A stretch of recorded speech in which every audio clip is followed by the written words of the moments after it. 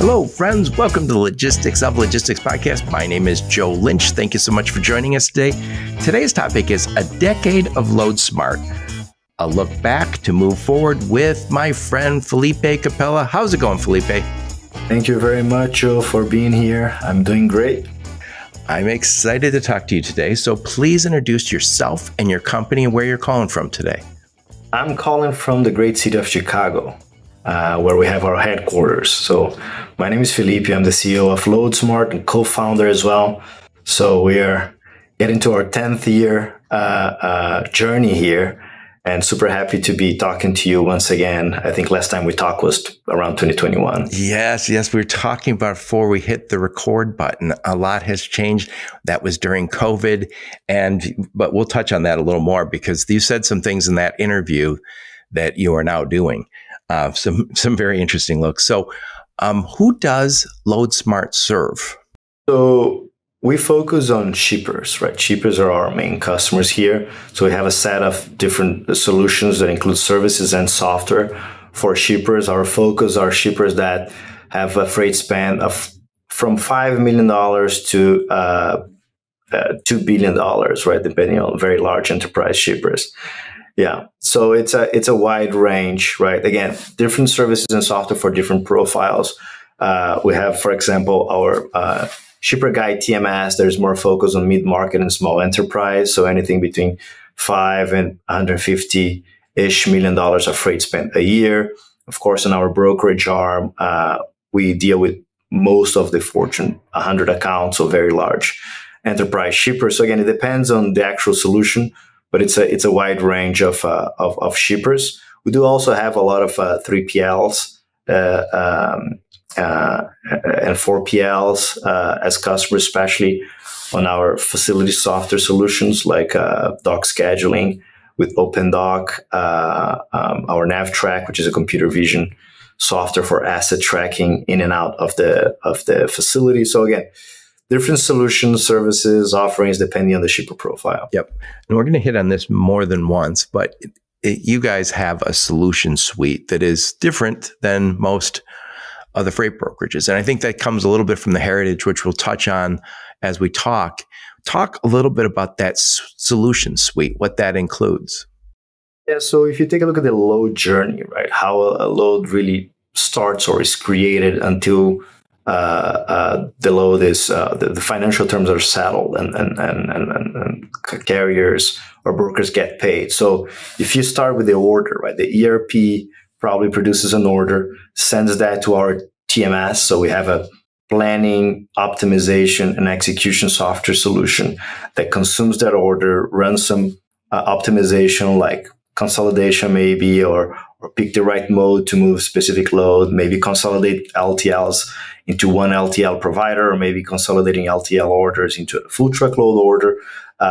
Then we have our marketplace component in which we have other brokers and other carriers, and shippers invite their own network of carriers and brokers to transact within the platform, right?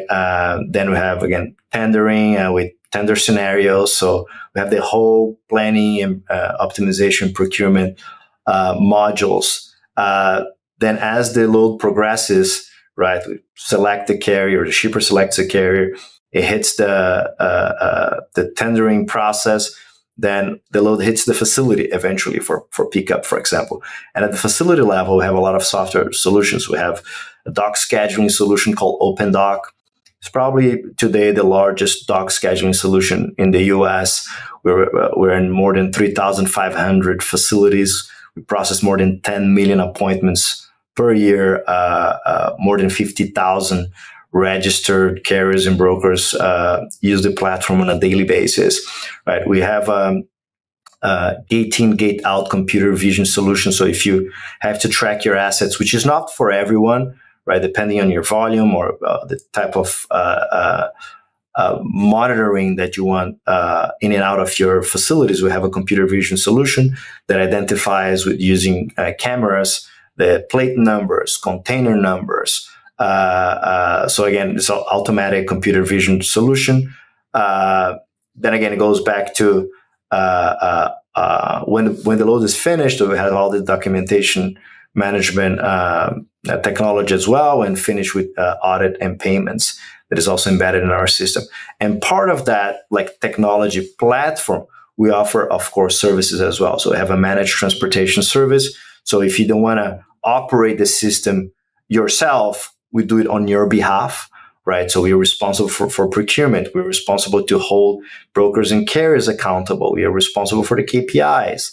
And of course, we have our brokerage arm that provides services on a spot and contracted basis for whatever customers, right? If you're talking about, again, very large enterprise customers, we are very focused on our brokerage solutions for really large retailers, for example, right? But again, if you're a mid-size or small enterprise shipper, we have a lot of shippers that actually use pretty much all of our tax solutions and plus a few of the services. So if you're a shipper and you call us, right, what we're going to do is really have a nice discovery call to understand your own pain points and to see what types of solutions we have today in terms of technology and service that can help you deal with your pain points, right? Maybe it's a very niche solution. Maybe only stock scheduling.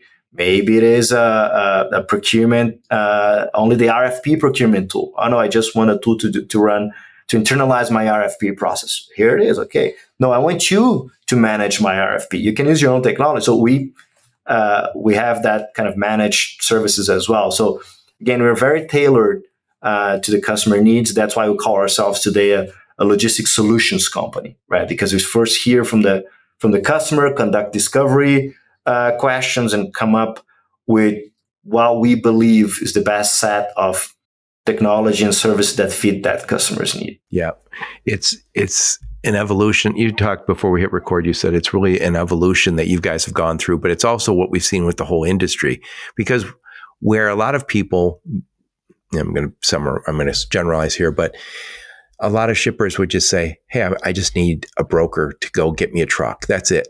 And as they grew. And that's fine. Yeah. And that's fine. Right.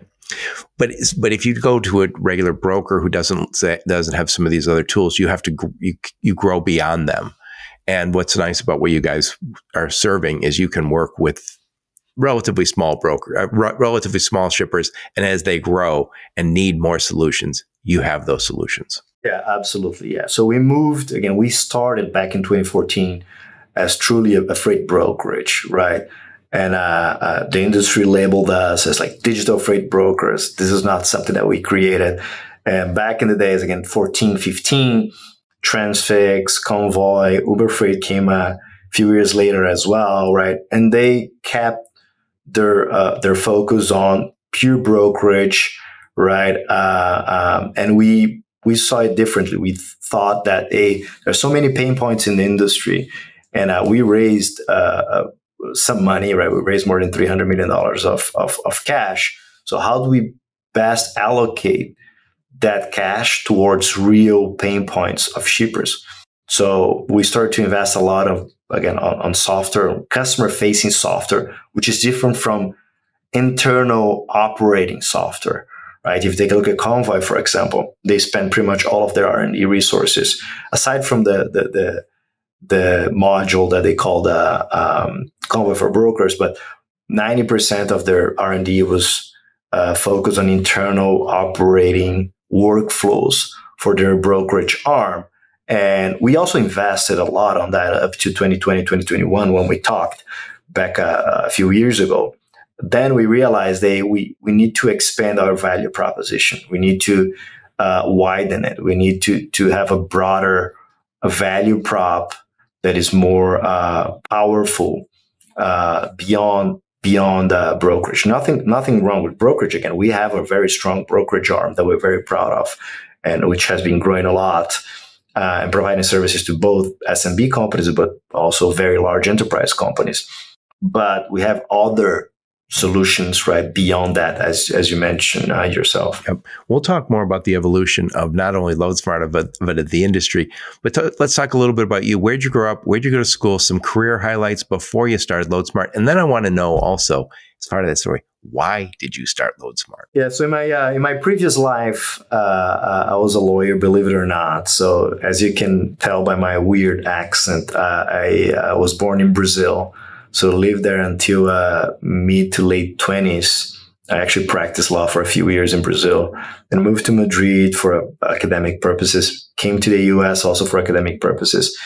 Yeah, and then ended up in a New York white shoe law firm doing mostly M&A. So worked there for a few years, went to Washington, D.C., worked for the Inter-American Development Bank doing finance, sovereign guaranteed operations for Latin American countries and states and cities.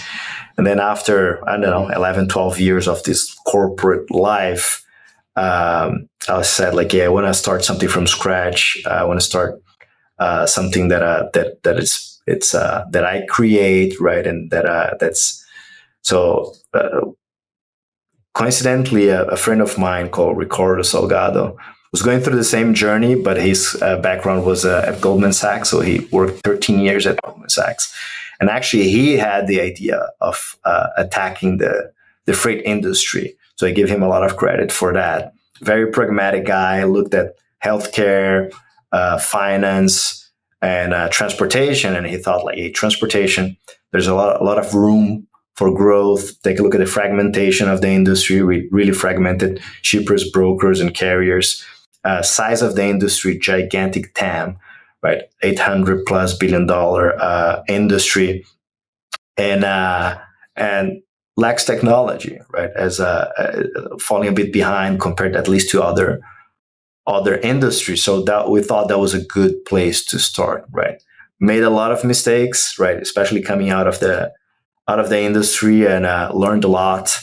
But I think we have been able to adapt quite quickly, and here we are today after 10 years. So you said total, or TAM, total addressable market. So to your point, it's a huge space, and you saw that it lacked technology. And again, you guys weren't from the typical freight brokerage background, and you were in New York. Did you guys start in New York and then move to Chicago? We did. We started like in 2014 in a small New York office, because I was living there. Ricardo was living there. So as we were there, we started a company there. After a few years, right, we realized that New York is probably not the best place to to establish a freight broker, right? So we started our Chicago office, and in the following years, the Chicago office grew tremendously. So at a certain point, actually when COVID hit, our Chicago office was 10x bigger than our New York office. So I made a decision to move to Chicago and officially transfer the headquarters to the Chicago office, which again was already much bigger than the New York office anyways. But again, that's part of those learning lessons, right? Again, in hindsight, it may look a bit obvious, like, hey, you guys started a brokerage in New York, not very smart, maybe. But again, we corrected that as we grew, and again, I think we have been able to make strategic decisions that allow us to be really in a leadership position today in terms of value proposition in transportation and logistics for shippers. Yep. And by the way, people don't think of New York as a tech center, but it clearly is one of the tech centers of this country. And nothing wrong with Chicago, but there's also nothing wrong with New York. There's lots of companies that have grown out of that. And it's funny because we tend to think of tech and go, oh, the tech's got to be out in Silicon Valley. That's not the story anymore. So New York is a huge tech hub. I think the challenge with brokerage is that brokerage is still a highly first of all is a service, right? All the technology that you invest is mostly to support a service, and second is still like headcount heavy. Right, exactly, because it is a service. So that's, I think, what the challenge is. So do you think it's a good idea to have, I don't know, hundreds of people operating a brokerage out of Midtown Manhattan with the costs associated with New York, and also the lack of talent, to be very honest, in freight, right? You don't find a lot of people with experience in logistics and freight in New York City. And you do find that a lot in Chicago. And again, as Ricardo and I came out of industry.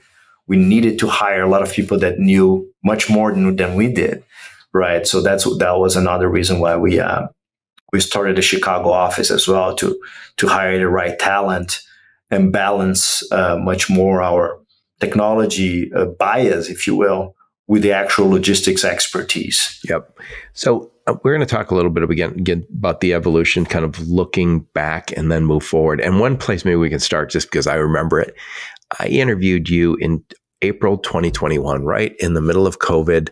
And actually, that day, my mother wasn't feeling well. So I did the interview from my mother's house.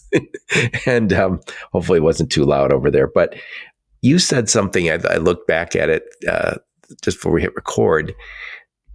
It was called Beyond Cost Per Load with Felipe Capella. I'll put a link in the show notes. But what was interesting is you were already saying, hey, yes, technology like the technology we're using, it lowers our cost per load. It gives us an advantage because we're using technology, and that and some of that money can be given back to customers. Others can be reinvested into more tech and more people and more services. But you were already saying it's not just about cost per load, because there's other value that can be added for the shipper. And we didn't think in those ways before. It was tended to be the advantage of technology is it just reduces cost, which is great. We all want to help be able to reduce costs, but it wasn't just about that. Please elaborate. Yeah, so I think at that point in time in 2021, people were talking a lot about technology and brokerage as a tool to reduce cost per load, right? And back then, again in 2021, as we started a company in 2014, it was already our 6th or 7th year of investing a lot in technology for our brokerage operations, and we had already realized there were kind of diminishing returns, right? Trying to automate every single small internal task sometimes was just not worth it. And also the most expensive internal or brokerage tasks were actually not the purely internal workflows. The most expensive tasks, meaning that the ones that require a lot of human touch, are the ones between the broker and a carrier, or the broker and the shipper, right? As carriers are still not very well known for the use of technology, it's very difficult to automate any workflows in which you have a counterparty that does not use APIs, for example, right? So again, we saw a lot of diminishing returns. And around that time, 2020, 2021, we started to reallocate pretty much, or a large chunk of our R&D to customer-facing technology. We say like, okay, let's now try to add value through technology to customers themselves instead of trying to keep automating our internal processes, right? And I think that was a very, in hindsight, and we made a lot of mistakes, but this was in hindsight a good decision, because again, today we just add much more value to shippers than just transacting one load here and there. Again, nothing wrong with shippers that just want to move one load. We help them with that as well. We're pretty competitive, but we go beyond that for shippers that are interested in hearing about digitizing their own workflows, right? Being a bit more effective on procurement, trying to reduce freight spend through network optimizations or benchmarking their rates. We can be much more effective there today than we were, again, around 2020 or 2021. Yeah. And I think I talked to a lot of shippers, and I think shippers are changing also. It used to be, and when I worked at a little 3PL, people tended to say, I'm going to send you an Excel spreadsheet and you tell me how much money you can save me. And it was very transactional. I'll give you tomorrow's loads in an Excel spreadsheet. You put your price there, and if you're the lowest, you win the business. And I would always, even at that little company I was at, I said, we don't want to work with you like that. I don't want to be a transactional part. And I won't mention the name, but I spent some time visiting one of the largest freight brokers out there. And they said, we had to change over the last decade because shippers tended to be very transactional in the 10, 15 years ago. The best best shippers now, the larger ones will say, are now very much looking for partners who can keep up and who can bring value with technology. It is a sea change in the business. And as those bigger guys want it, I'm sure the smaller guys say, yes, if you're a 20 something, a 30 something, your expectation is there's a tech solution for my problem. Yeah. And I think that it's even more true if we talk about mid-sized to small enterprise shippers, right? There is a room and for transactional services, right? Take a look at, I don't know, these very large enterprise accounts. They move loads on spot for specific reasons, right? Due to specific either strategies or normal workflow purposes, but they have a lot of planning behind them, right? They're actually pretty sophisticated in how they move freight. Actually, this is something that I think is important to mention as well. When you look from out of the industry, again, that's me before 2014. Because of the lack of technology, you tend to think that there's a lot of room for improvement, and there is, especially through technology again. But we need to give credit to brokers and 3PLs and enterprise shippers out there. The level of operational efficiency of these companies is very, very impressive. Right? When I take a look and I talk to my colleagues of other brokerages, very successful brokerages, again, the level of discipline and operational efficiencies that they are able to implement and execute with limited technology is super impressive, super impressive. So again, although the industry does lack a bit of technology because of, again, a lot of different reasons, right? There are not crazy, there are good reasons for that, especially that supply chain is an area that you cannot make mistakes, right? So where people are naturally risk averse, right? Again, for good reasons. So people are a bit more. They think twice before adapting a new piece of technology, again for good reasons. But the level of operational efficiency that U.S. brokers and 3PLs have is actually pretty impressive with the limited technology that they have. I have to say that. Yep, and it's interesting. This was logistics and supply chain are kind of one of the last groups to kind of become digitized. And I came from automotive in 2010 to this business. And I was kind of shocked by how far behind it was compared to automotive, which is a very mature space, but quickly realized it was for very good reason. It's easy if you say I have a factory to automate within those four walls and use technology within those four walls. But as soon as you have a supply chain that stretches to Latin America and to Asia, and then has 10 different parties touching it, you go, oh, okay, I get it. We're not all on the same tech. I get that there's time zone differences and language differences and currency differences, and then it gets here. It's even complicated here, where you say, yeah, I have 16,000 trucking companies that I'm working with, and some are very small and some are very big. But you mentioned the shippers wanting a partner, and I think you're very right. And again, my point was that mid-sized shippers, that's even more true, because we see a lot of mid-sized shippers. A couple of companies come to my mind that were having $100-200 million of revenues a year, right? And in 2-3 years grew to $600, $700, $1 billion plus. So these companies are growing very fast, right? And keeping up the supply chain and logistics for this type of very fast growing companies is very challenging.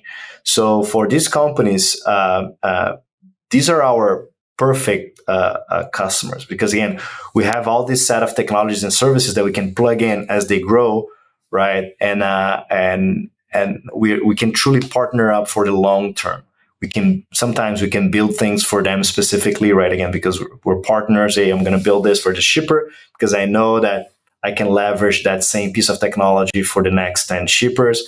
But we do a lot of initiatives developing specific things for the specific shipper. So mid-size, high-growth companies are companies that truly benefit from a partner like ourselves. Yep. So I want to talk a little more about that evolution. So in 2021, when I talked to you last, you were talking about business intelligence, what we can do with business intelligence. We can help you make better decisions with business intelligence. And it was kind of novel, because you were saying things like, hey, if you tell us on Tuesday rather than Wednesday, we can save you 10, 15% more on your shipment. If you can just be that, just give us a little more notice, we'll get you a truck. And I was like, it was novel. It was way to add value without saying I found a cheaper truck, right? I'm going to look at the shipping function and find better ways to work. But now you guys are using business intelligence to power your AI. And you sent me an email with a demo yesterday, and I was kind of blown away. And I was like, now business intelligence, which sounded like kind of like the future of this business, now looks like yesterday's news. We still need it, but it's not as impressive when you compare it to AI. Please elaborate. Yeah, so we're launching I don't know when this is going to air, but on September 10th, we're launching Freight Intel AI, which I sent you the link, demo video. Yeah, which is a tool that ingests all your raw transportation data, right, and creates intelligence out of that. Because I think you have two main types of shipper issues out there when it relates to data. Either you do not have access to your own data. You think your data is scattered across different systems, right? Oh, I don't know. Sometimes I have to go to my ERP, my TMS. I have another solution which is integrated with my TMS, is all over the place. The data doesn't sync or doesn't talk to each other, so I don't know what to trust. So you have really a raw data problem. That's one of the issues that shippers have. On the other side, you have shippers that have a lot of data, right? Have access to data. Sometimes not that clean data, but the data is there, and don't know what to do with that amount of data, right? Yeah, sure, I have reports with thousands of data lines, or if I'm lucky enough, I have a Power BI dashboard that I can look at.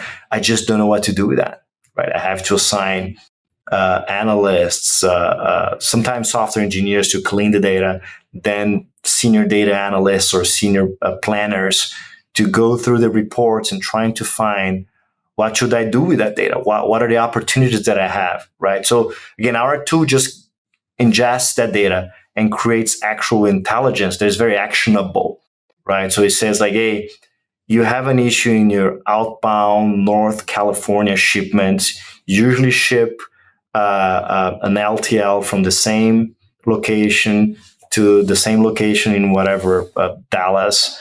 And there's an opportunity for you to consolidate that within the same shipments or at least same carriers. Or there's an opportunity to consolidate the LTL into FTL. Or you have in the past 60 days, we have seen a decay in your service level in inbound North Florida, especially coming out of these three carriers over here. You should talk to these carriers. I'm just giving examples of the intelligence that the tool creates automatically. You have enough volume in these 5 lanes over here to actually move from spot to contract, and we believe it's the right time to lock contracted rates. So you should run an RFP for the specific lanes, right? So this is a type of really spoon-fed intelligence. Is kind of as if you had a 24/7 senior transportation analyst at your disposal at a blink of an eye. And not only that, after the system comes with all this intelligence, all the insights that we call, or some people here internally call it stories, you can drill into the data by just talking to the system in plain English with leveraging the large language models. Yeah, that kind of blew me away. And but by the way, I want to frame this for just a moment. When I was still helping people manage freight, I would always say, I don't give me an Excel spreadsheet. I want to put it in PowerPoint and give me key performance indicators. I want to see on-time performance. I want to see a cost measure. I want to see damage measure. I want billing accuracy. You might throw something in for sustainability. And the reason I was saying that is because I can't manage 30 columns of data. It's just that's useless. Yeah. So I would think the smart way, if you were to ask me 5-7 years ago, what's the smart way? Go use key performance indicators. But AI doesn't need that. It says, no, give me all your information. I'll take all of it and I'll put it in format. I'll analyze things you don't even know how to analyze. And what I saw yesterday when I looked at that video, I watched it twice. It had like it just uploaded your information, looked like out of it's probably downloaded out of a system into a CSV file, I'm assuming, upload into these, what do you call it? You call it Freight Intel AI? And then all of a sudden it had like 10 recommendations and it was saving money, improving service. And then it was, and I thought this was interesting. It said, the user said, hey, carrier ABC is a premium carrier, meaning they cost more. So all of a sudden the system said, okay, so we're no longer asking you to requote this one. And that's the kind of thing that it's the context of the situation that a freight analyst that who had knowledge of that account could do. And all that you're doing it is kind of in a chat feature saying, hey, how about this? Yeah, that's actually a very good point, Joe, that you raised about context, right? And something that still a challenge in all honesty, right? Because when we get all the raw data, we can come back with 10, 15, 20 insights or stories about optimization opportunities, right? And to your point, we name another, I think, benefit of the tool is to really rank which ones have the highest opportunity, right? You can save $200,000 in this opportunity, you can save 75. So you know where really to focus. I think a lot of times people don't have the whole landscape of opportunities to select the right one, right? Whenever people bump into an opportunity, they just want to fix that one. But sometimes they do know that there are 2 or 3 that are actually larger than that. So I think there's another benefit of the tool. But the beauty of the tool as well, as you mentioned, like you can give context, right, to the tool, and we're still improving that and creating more ways of doing that. But I think the idea actually to evolve the tool in the next few quarters is to allow shippers to give again context in English to the platform, saying this kind of things, right? Actually, outbound North California, I have an issue with the plant, so delays are expected. So I don't know, we need to rely a bit more on the spot market, whatever that is, right? That you can just type down in plain English, and the system takes that into consideration. Sometimes removes insights, sometimes tweaks insights to your context. But context is very, very important, right? And it's also not only that you see the 20 insights, 10 insights, whatever that is, like, wow, everything makes a lot of sense. I'm just going to execute. Again, sometimes you look at an insight, it's like, well, yeah, it is an insight, but I have internal reasons why I'm overpaying a carrier, why my service is so bad, or why I have seen a decaying service in a certain region, or why I'm not taking consolidation into consideration, or why I'm not taking other modes. I know that this matches a ramp to ramp opportunity. Maybe I could move that on rail, but there are reasons why I'm not moving that on rail. So it's not the tool is not perfect, right? Again, it depends on context.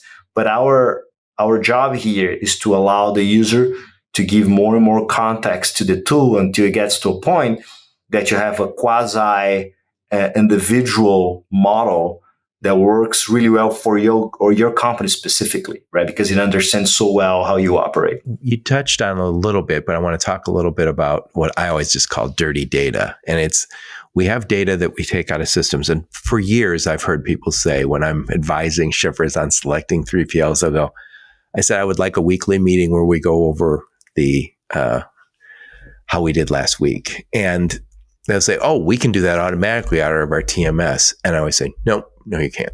You can't. And I always say the reason you can't is because the weakness of humans using your system. And so we sometimes have dirty data, and sometimes that's the lack of context. I remember seeing, what are all these shipments for $100? There are no shipments that were $100. I know it. And yet they were in there. And somebody knew a story behind it, but we didn't.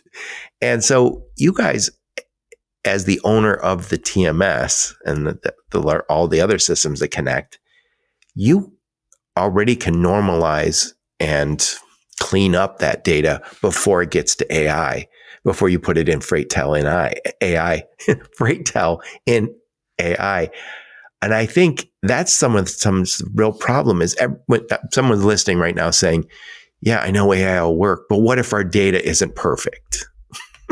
Yeah, I think that's a very good point. I think people face issues with raw data, right, or dirty data, as you mentioned, because of a few reasons. Very large shippers, to your point, that rely on these more legacy enterprise TMSs.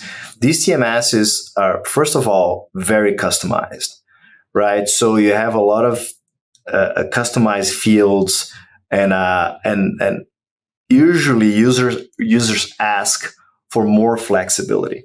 Whenever you have more and more flexibility, you start having a lot of custom things and free entry fields, right, in which you can put either numbers or letters or symbols, and that starts to generate a very convoluted data set, right? So that's one problem. Second problem is that, again, a lot of large shippers have different systems that talk to each other through very old school, if you will, architecture, right? So you have data flowing in and out of the TMS or importing data from other places that already come with a lack of cleanness, if you will, right? And on the other spectrum, you have shippers that sometimes operate out of spreadsheets, right? In which, again, formatting, it's very different, or sometimes it's very loose, right? There's no enforcement of any specific formatting.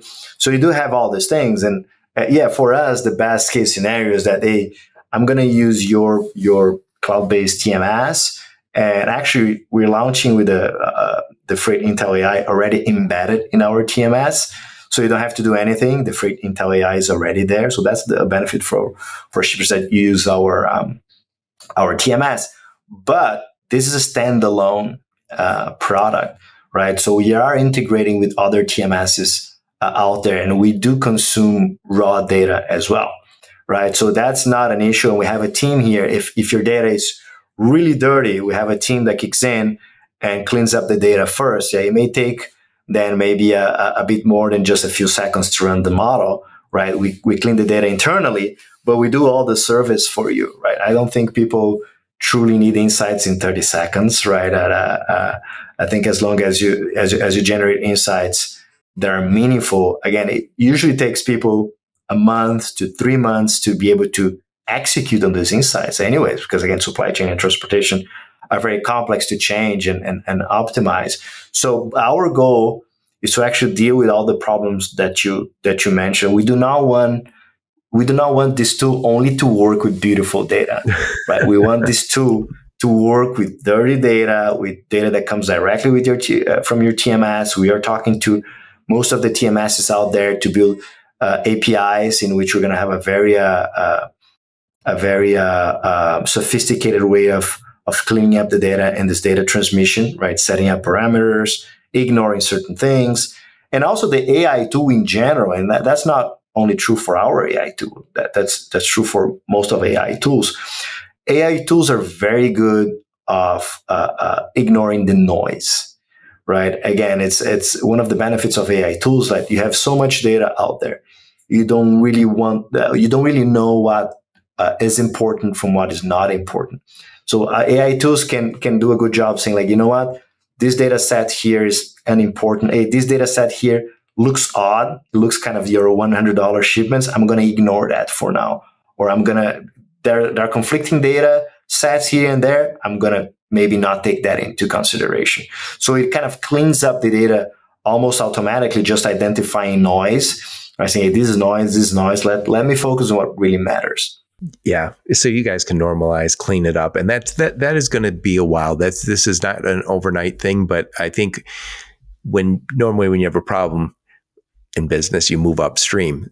When you move upstream from your Freightel AI, you move to TMS. You guys are a TMS company also. So it's a lot easier, and you'll be able to say anybody using our system, it's probably, I don't want to oversell here, but it's probably automatic because it's already clean. And if you're taking it from another TMS, it is automatic. I think it's probably taking today, I don't know, maybe my product and engineering teams are going to kill me here, but I think it takes from 30 seconds to 1 minute. Again, because we have to run the large language models in the background. That takes some time. But again, I think 30 seconds, 1 minute, you can wait. We don't have a problem with that delay usually. It was kind of crazy to watch. And again, I just watched the 5-minute demo that you sent me.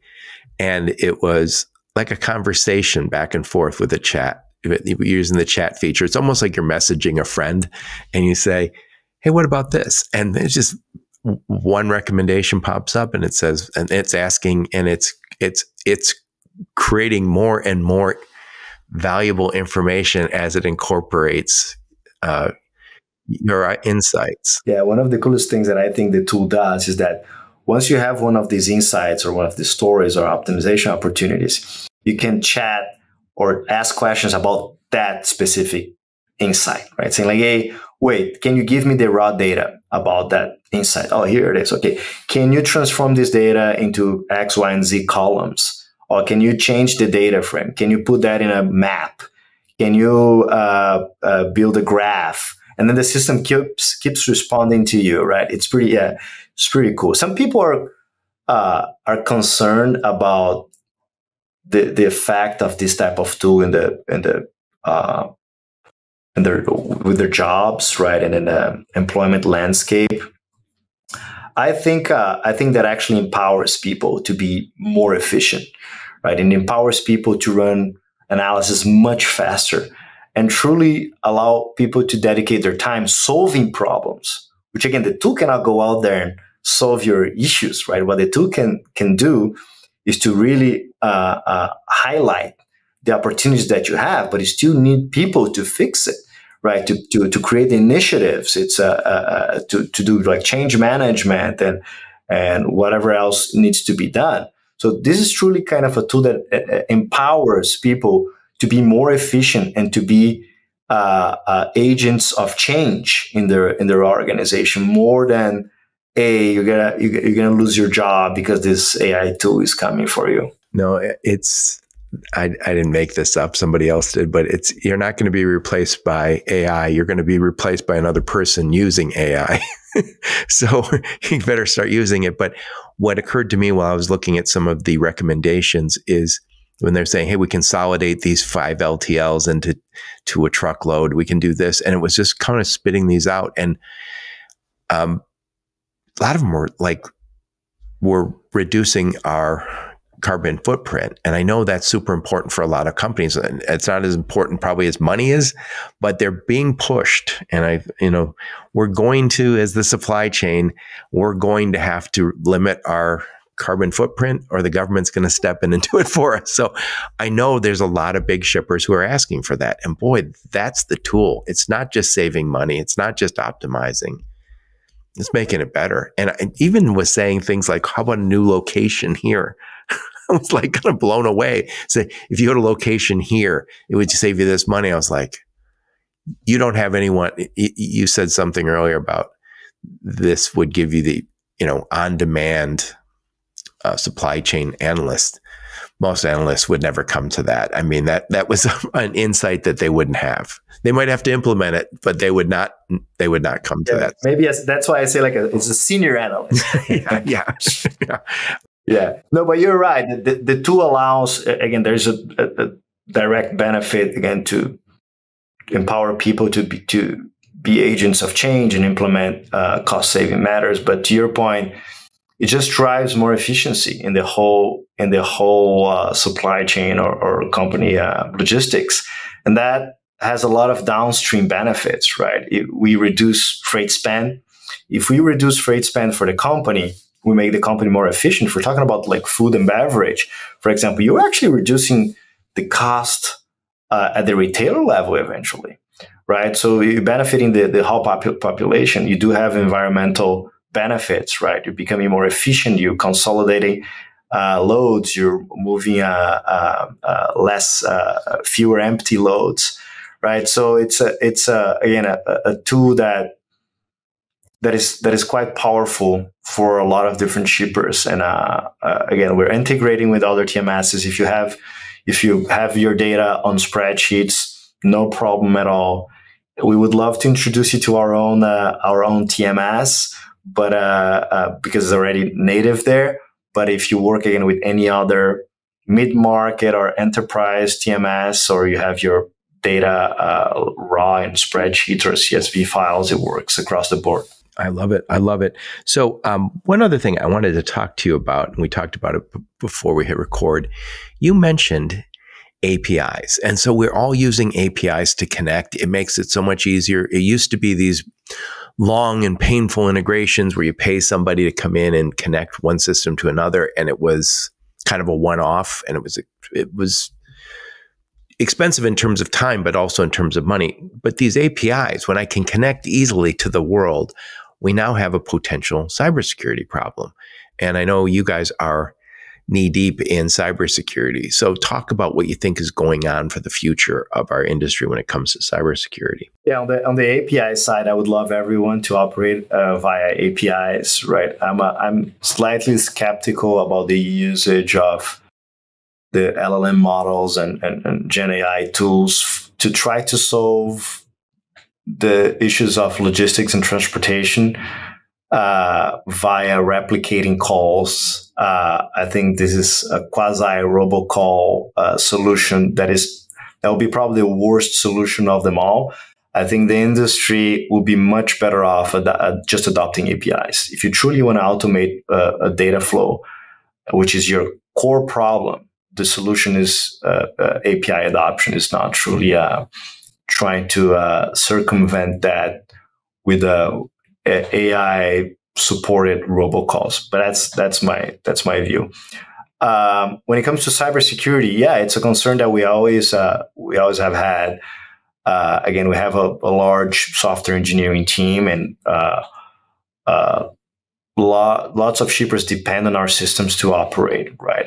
Again, we have only in the dock scheduling side, we have more than 3,500 warehouses that depend on our system on a daily or hourly basis, right? On our TMS side, we have really large amounts of freight volume going through that on a minute by minute basis. So we cannot fail because companies depend on us. So we have always taken cybersecurity and data security very seriously, which is a big concern that I still have today, right? Because when I talk to shippers, this is truly at the bottom of their concern list, right? They're concerned about cost first and foremost, and hitting the budget.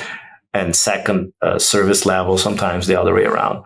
But then again, you go through a big list, and cybersecurity or data security is really at the bottom of the list. I talked to some shippers, very large shippers, like Fortune 50 shippers, and I'm still trying to process why they are not concerned. I have been providing services to some of these very large enterprise shippers for almost 10 years.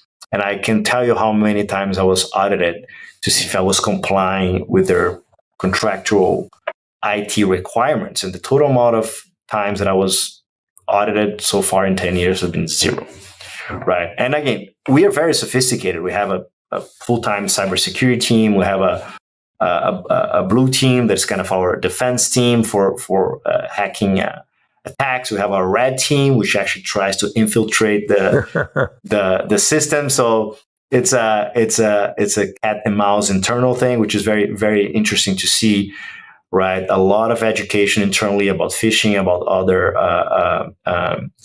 cybersecurity or data threats. So we take this very, very seriously. We are SOC 2 approved, so we have SOC 2 certificate. But again, when you go out there and you talk to shippers that rely sometimes on 50 brokers, 200 carriers, and they change brokers on a daily basis and they change carriers on a daily basis, do they know if these brokers, carriers have any basic data security protocols in place? They don't. It is in their contract. There are a couple of pages there, Right. and probably in the contract, right? This says like, hey, if you have systems or if you access our systems through a password, this password has to be protected by a password management software. It's in few of our contracts. I really doubt that 90% of the suppliers in terms of transportation suppliers, carriers, and brokers out there check all these boxes, which again for us are very, very basic boxes. And I think shippers should be much more concerned because it's not only a question of being hacked. There are a lot of other issues, right? There are data privacy issues. There are data leakage issues. If you allow a lot of people to have access to your systems on a daily basis, not only that, but you have a lot of information flow between the shipper and the broker and the carrier. Right. And this information flow can drive fraud, can drive theft, and can drive actually much worse things from that point on. I do think shippers should start auditing brokers and carriers, conduct like an annual random audit and don't call it cybersecurity because that scares people. They think it's unreasonable. Call it IT audit and check if they comply with the very bare minimum IT security protocols that you guys already have in your contracts.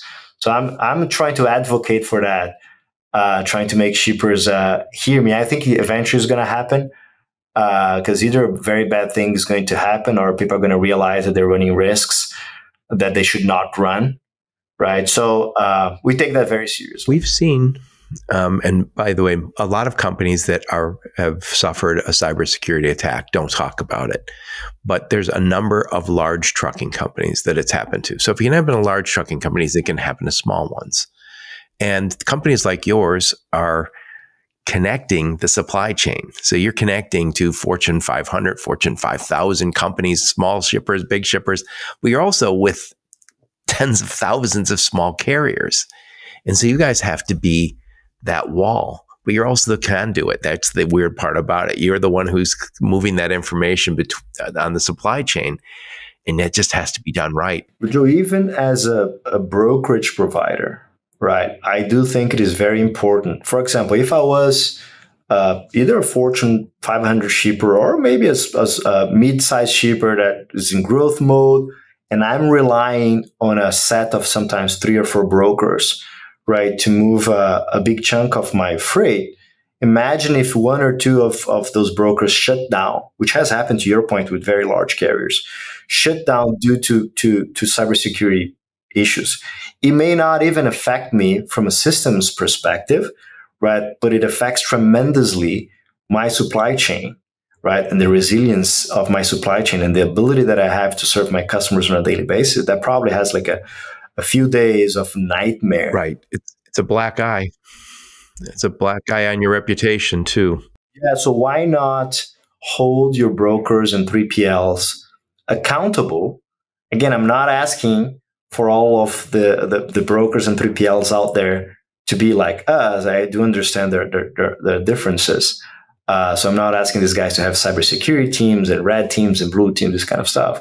But they do have to at least comply with a very bare minimum, right? Use a password management tool, store your data or a customer's data in a certain way that avoids data leakage, or conduct at least annually this training, cybersecurity training to people that have access to shipper data.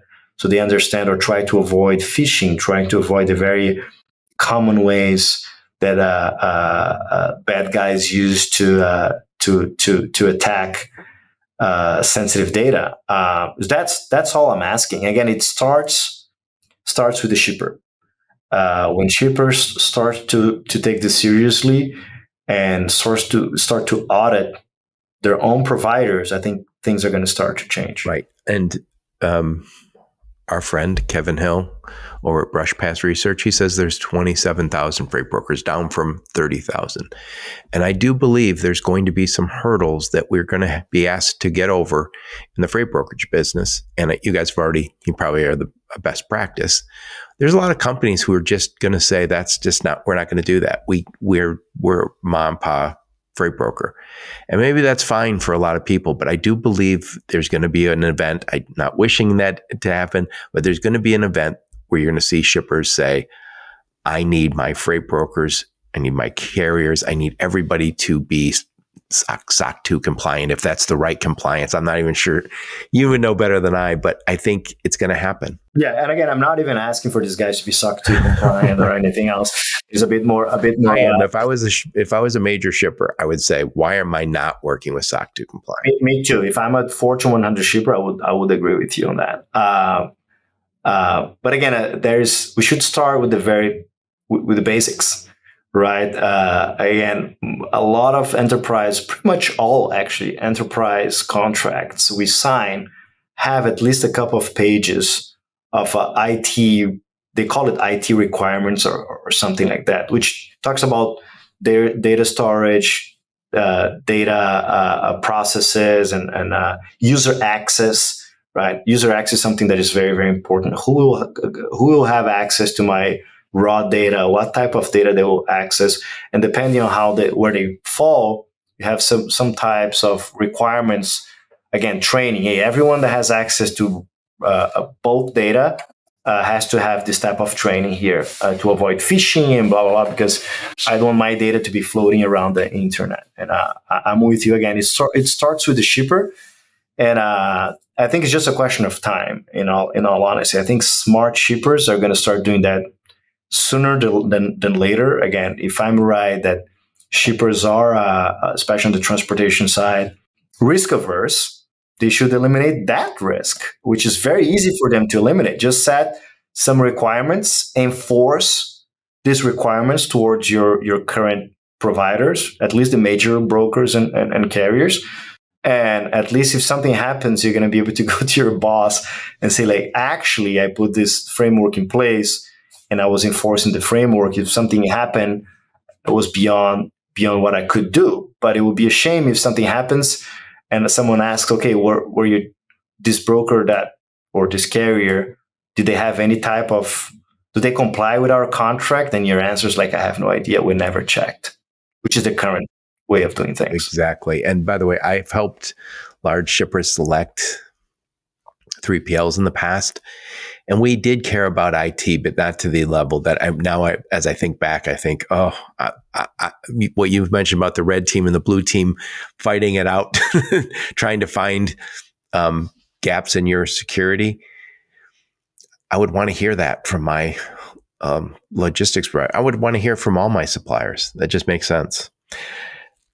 Hey, Felipe, there's only a few people in the freight business who know exactly what's going to happen in the market. And I know you're one of them. So please tell us what's going to happen in the freight market over the next 6 to 12 months. I wish, Joe. Something that I will say is that, as you probably know, everyone was wrong, right? I think we were a little bit less wrong than everyone else. I think we have. If you take a look at all the predictions, I don't know, across or through the past year, right? We have always been the ones that were the most pessimistic in every single set of predictions. If you put together major brokers and other players out there, but even at the most pessimistic end, which was where we were still wrong, right? Because this cycle is taking that much longer, right? And again, I do agree with the majority of the comments out there. We always said that that it is a supply side issue. People thought like, well, if the economy picks up a bit, it's going to fix it. No, it's not. We have just too many trucks, too many brokers, just too many providers in general out there, right? And now, again, our projection is mid next year, in which things are going to incrementally get better. We don't think we're going to see any dramatic swings. We think things are going to just slightly improve given the steady exit of carriers and brokers from the market. So more companies will shut down in the next 6 to 9 months, and that's how the market corrects. There's no other answer to that. We need some armies to leave the field. And you alluded to something, and I've heard it from Jason Miller from Michigan State. He said, oh, we're going to need some external event, maybe a rate cut, or he wanted to see housing starts go up in April. They did not, even though we need houses, but rates are still too high. But you believe that we grew too many carriers. And by the way, I'll throw this out there. This is anecdotal. I don't know this. I wouldn't be surprised if that COVID money made some people flush. You made a lot of money during COVID. A lot of people got checks from the government. But also, I think there's a lot of freight brokers who helped carriers, smaller ones, stick around longer because there was always another load. Yeah, there are a variety. I don't think there's one single thing. All of the things that you mentioned are true, right? There are people that claim like, well, the COVID helicopter money has helped companies to stay afloat for longer. That's probably true to a certain degree, right? Was that the main cause? I don't believe so. Again, I think just from a basic question of supply and demand, right? You have much more supply today. And I think actually to your point, brokers are part of the supply. So I think the number of brokers also affect the depression of the market, if you will. It's not only a matter of how many trucks are on the road, but how many providers are trying to provide a specific service at a specific point in time. So yeah, again, it is what it is. And that's why I think in hindsight, it has been a good choice of ours to expand our value proposition, right? To be able to really tackle a variety of pain points and not truly depend only on transactional brokerage business. Although we're very excited about the next 2-3 years of our brokerage division. We are hiring some new leadership. We're very excited. But again, in general, if you ask me for this forecast, right now we're projecting mid next year to be incrementally better. I think people should the brokers that I think have been the wrongest out there in the past year were actually the public ones, and I've become extremely skeptic of public brokers nowadays when they do projections, because I think they're very biased. Because they have their stock trading on a daily basis. Yeah, they have their stock trading on a daily basis, right? And sometimes they have their bonus attached to certain targets, and they have weird incentives in place. So I think, again, our assessment, I believe, has been one of the best ones on the pessimistic side, because we don't truly care, right, whether to make anyone happy for a short period of time. Right. So, Felipe, I'm going to summarize, then I'm going to get your final thoughts. And again, I'm talking to my friend Felipe Capella, and we're doing a look back to move forward. So I'm going to summarize. So in the beginning, we talked a little bit about this solution suite that you guys have now, which is, covers, I'm going to read right from it: assessment and analysis, planning and execution, gate and yard dock management, and then audit and analysis. And then this is a combination of technology, services, people, all working together. And then we talked about these AI solutions that you guys have, which is this Freight Intel AI, which I got a demo of yesterday. I'm not just saying this to be nice. I was really blown away. It's very cool because I love the It was like a conversation going on back and forth. As you give it your context, it adjusts its analysis, and the insights were wonderful. I love that. Next, we talked about also throughout that this evolution that you guys have gone through, but also other shippers. They have changed the way they look at the world. In the past, there was a transactional mindset where the brokers in the middle were just to get me a cheaper truck. Now we are way beyond that. We talked about beyond cost per load. It is now brokers adding value in the middle, and that's reflected in the market. Brokered freight has gone up as an overall percentage, and that is something I didn't believe I would see. I thought as technology got in the middle, shippers would say, I don't need a broker. I can go directly to carriers through all of these other technologies. But companies like yours have added value in the middle. And so I remember when I was still selling logistics services, people go, oh, you're just a middleman. I was like, I'm a middleman who brings you technology, people, and cost savings. So explain to me how I'm a middleman. It's like calling my grocery store middleman because I can go buy my own oranges in Latin America, right? Yeah. So people sometimes forget that there's a reason why the middleman exists, and it's an economic reason or service reason. But you're right. Like 10 years ago, a lot of people would believe that a lot in disintermediation, and actually the contrary has happened. The penetration of brokerage has increased. And for good reason. Again, if you don't get to be in the middle if you don't add value. Last, we talked a lot about cybersecurity. If you're not looking into cybersecurity right now and you're a big shipper, you are making a mistake. And then we talked about the general state of freight, which, again, I heard on my podcast, end of 2023, that I heard beginning of 2024, that I heard the end of 2024, that I heard first quarter, now I'm hearing second quarter, and it's going to recover when we have some armies leave the field. We need fewer carriers, and hopefully that's not painful for any individuals, but that's what needs to happen. It wouldn't hurt if we got a rate cut and maybe the economy ticked up also. And then I think that's it. Put a big old bow on this one, Felipe. Final thoughts. And by the way, thank you for going way over my time with you. No, I appreciate it, Joe. This was overdue, right? Last time we talked was 2021. So glad to be here once again. I'm glad that the things that I mentioned in 2021 still make a bit of sense. So I'm not contradicting myself, which sometimes or very often I do.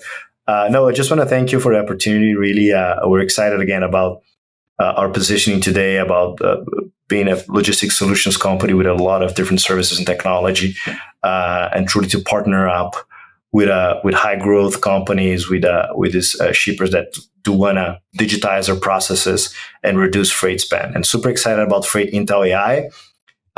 If you want to check it, you'll probably just, Google Freight Intel AI, or just go to, I'm going to guess here, FreightIntel.ai. I'm going to put a link to all of this in the show notes so they can link the marketing team doesn't kill me. But yeah, super excited. And again, thank you a lot for having me once again. Yep. I'll put a link to your LinkedIn profile, link to your website, and any links that Rachel gives me, I'll put in the show notes. What conferences will we see you and the Load Smart people at? Lots of different conferences. I have a list here. You're at all the conferences. I see Load Smart everywhere I go. Yeah, I'm trying to access that. I know it's not working. Here it is. So September, we are at PortFast by Maersk Growth in Copenhagen. I'm going to be there September 10, and the Tech BBQ, which is a big European event in Denmark. The Florida Fruit and Vegetable Association, September 16. International Food Distributors Association Solutions Conference. We're going to be there September 23rd. SECO Vendor Expo, September 23rd in Chicago. 2024 GCCA Convention in Bonita Springs, Florida. NAW Innovation Summit. I'm going to be there in Austin, Texas, September 23rd. CSCMP, September 29 in Nashville, Tennessee. So it's a busy month for I Loadsmart. guess so. Yeah. Felipe, thank you so much for taking the time. I really enjoy our conversation, and congrats on your success. Loadsmart keeps growing like a weed.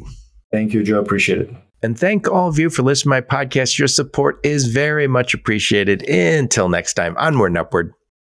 You have been listening to the Logistics of Logistics podcast, where we engage with leaders in the logistics and supply chain community. If you like what you hear, please subscribe, hit the like button, and leave us a nice review on Apple or Spotify or wherever else you listen.